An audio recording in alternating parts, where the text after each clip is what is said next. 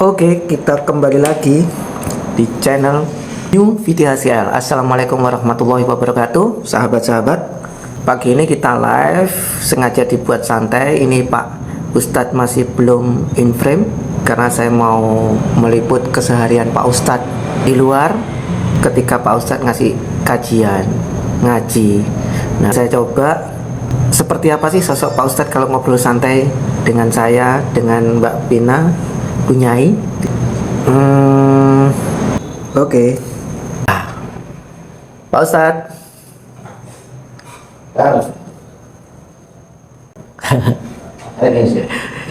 Itu Pak Ustadz nggak tahu kalau saya lagi live. Jadi kita sedikit ngeprank. Udah Mas Leo. Sudah. Ayo Pak Ustadz, kita ngobrol sebentar. Ada tamu ya? Oh, enggak ada tamu. Oh, ini. Pina udah mandi belum? Jam segini yang belum mandi. Iya. Guys, Tuh. Mandi dulu ya. ini Pak Ustadz nggak tahu kalau kita live. Mau dimandikan di mana nih? Mandi sendiri. Mandi sendiri ya. Kalau udah jam seginian, Pina bangun tidur, sholat subuh kan tadi berjamaah. Sudah. Udah subuh berjamaah, besar sholat subuh langsung kita Mandi. belum sarapan dulu. Sarapan. Habis kita sarapan, Pina bobo. Bobo. Iya tidur. Tidur. Itu berapa lama tidurnya tadi? Pagi sampai sore, pagi sampai siang. Nah, sekarang udah jam 11 ini ya. Nah, nanti persiapan, Pina mandi, terus kita sholat zuhur ya. Ya biasanya begitu dia. Itu kalau habis subuh, biasanya kalau nggak diajak jalan-jalan, bobo tidur.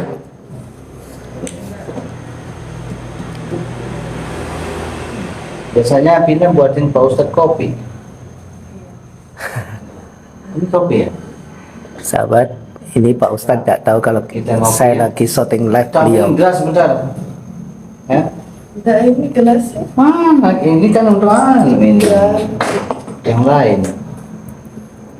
Gelas 01 ya. Ya. Cangkir yang putih ya Pina ya. Ya. Aduh. Semalam nyampe jam berapa sama tim Pak Ustadz? Jam berapa ya? Mungkin sampai jam Sampai tembus ya? sampai tembus. Untuk kita mengawali ya sekedar walaupun hanya 2 rakaat saja, alhamdulillah gitu kan. Saya ya, curi-curi waktu dari malam tuh. Makasih ya. Ini Anda ikut ngopi.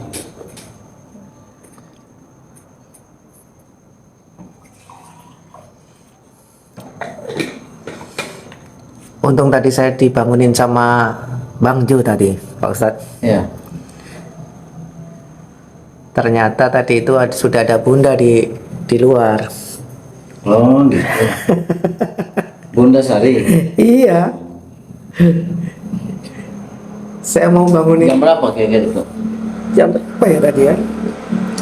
Itu tadi Pak Ustadz keluar dari kamar itu Bunda sudah lama di sini. Saya nggak tahan tadi habis subuh itu sarapan, habis sarapan jalan sebentar, habis itu Pina ini kayaknya nggak tahan juga gitu sekitar Nah, jam 7. saya mau pergi bangunin Pak Ustadz, katanya Bunda nggak usah deh, biar nanti bangun-bangun sendiri itu dengar suara saya.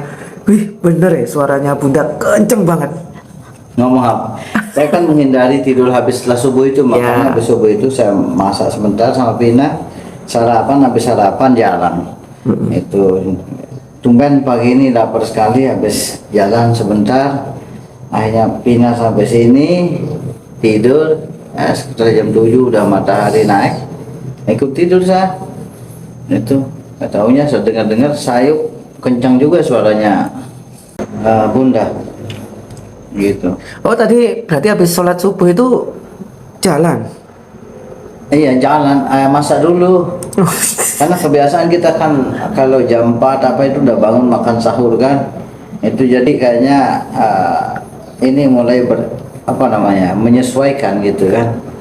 Itu kalau kita hari-hari Senin sampai Kamis biasanya puasa. Tidak ada sih anjurannya kita puasa Selasa Rabu itu nggak ada. Cuman saya sendiri kadang-kadang melakukan puasa seperti itu. Jadi hari Lebaran saya atau hari libur saya puasa Jumat, Sabtu, Ahad. Jadi karena udah kebiasaan kita ini makan sahur jam 4 ya sudah. Jam 4 itu lapar. Itu langsung masak, ngajak Pina masak. Itu Pina yang ceplok telur, potong bawang, saya yang cuci piring, persiapan apa semua. Habis itu saya kasih tahu cara masak. Masak apa tadi kita Pina? Masak telur, tempe. Iya, goreng tempe ya. Saya yang Ini kita ngobrol, saya sambil edit video ya Pak Ustadz ya. Ya, dan apa-apa. Sampai saya juga sebenarnya banyak saya suka Guys, ngedit juga sebenarnya. Ini Pak Ustadz tidak tahu kalau Jadi, saya suka juga ngedit. saya lagi live video. Saya bilangnya lagi edit video beliau. Mas Rio, tadi malam kita ngobrol nih. Iya ya. Yang kita obrolin tuh yang mudah-mudahan aja bukan ngalor ngidul gitu, tapi bisa bermanfaat gitu kan. Ternyata apa namanya, pendidikan untuk anak kita ini perlu sekali ya, sangat perlu itu. Cuman artinya tidak ada orang yang tidak berniat untuk mendidik anaknya kan, seperti itu. Cuma Iya. kadang-kadang ya kita bilang ujian. Kalau kita lihat di Al-Quran itu kan, inna auladukum azwajukum fitnah, anak kamu dan istri kamu itu adalah ujian. Itu ya, saya juga bukan orang yang sempurna kan begitu Mas Rio, kita bukan orang yang sempurna, pasti ada titik kekurangannya ya. Kalau secara bimbingan rohani mungkin saya bisa Mas Rio, tapi secara psikologi mungkin Mas Rio bisa kasih kita pendapat kira-kira nih, kalau apa namanya, ketika kita menemukan kesulitan pas kita berkomunikasi dengan anak kita, itu kira-kira gimana itu Mas Rio? Oh, soal yang semalam itu Pak Ustadz, Ya. yang ada tamu kesini itu. Ya. Jadi kadang-kadang saya itu agak miris ya melihat pergaulan di luar ya zaman sekarang Pak Ustadz. Diakui atau tidak, justru pondasi yang terkuat itu berangkat dari rumah Pak Ustadz. Ya.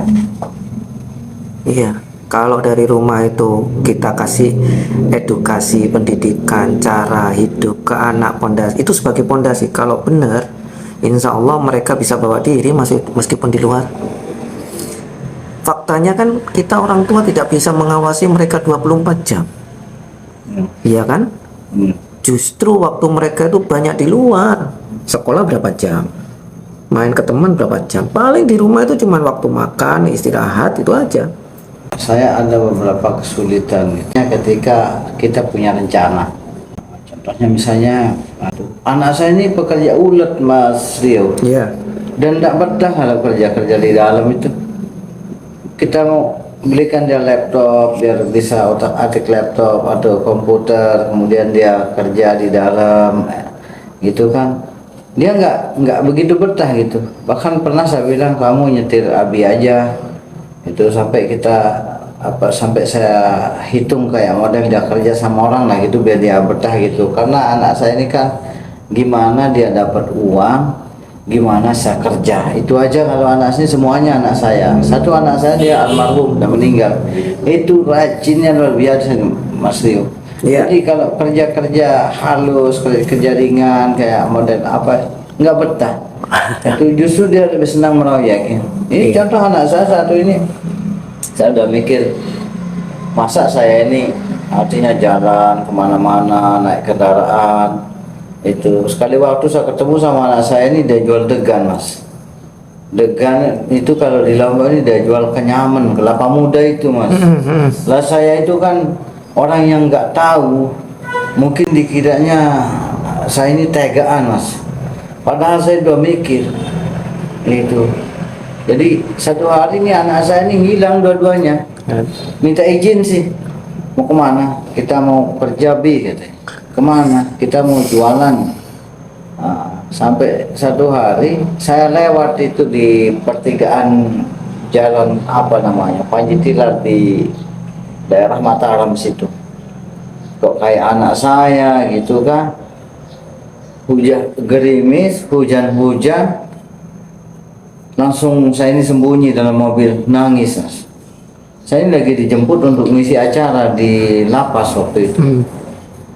Nggak tahu yang jual degan sama gorengan itu anak saya. Ya Allah. Gitu Mas. Itu jadi bukan berarti saya nggak memperhatikan mereka itu. Justru akhir-akhirnya itu saya kemarin sebelum almarhum meninggal itu saya udah tawarin, kamu nggak usah kemana-mana, kamu nyetir Abi aja, saya bilang itu. Oh ya Abi, siap. Itu tapi dia ada permintaan, anu aja Bi, buatin saya rombong aja, belikan saya rombong, kamu jualan katanya. Oh oke, kita belikan saya rombong. Itu tapi malah diam-diam dia pergi Kalimantan, dari Kalimantan malah diam-diam ke Malaysia lah, adiknya nyusul gitu. Dan ya alhamdulillah, tapi semua itu ada hikmahnya. Dia sakit, kemudian Allah tidak memanggil dulu. Itu yang saya lihat dari anak saya ini, pekerja keras semua itu, jadi nggak betah kalau diajak kerja. Nah itu yang saya tanyakan di sini Mas Rio, kita ini bukan manusia sempurna ya. Iya. Kalau secara wejangan rohani ya mungkin kita nggak luput dari itu kan, tapi ada kalanya cocok, ada kalanya nggak cocok. Permasalahan utama yang saya lihat itu, Pak Ustadz ya, seperti yang diceritakan Pak Ustadz itu dan sebagian besar teman-teman saya, itu masalah utama satu Pak Ustadz,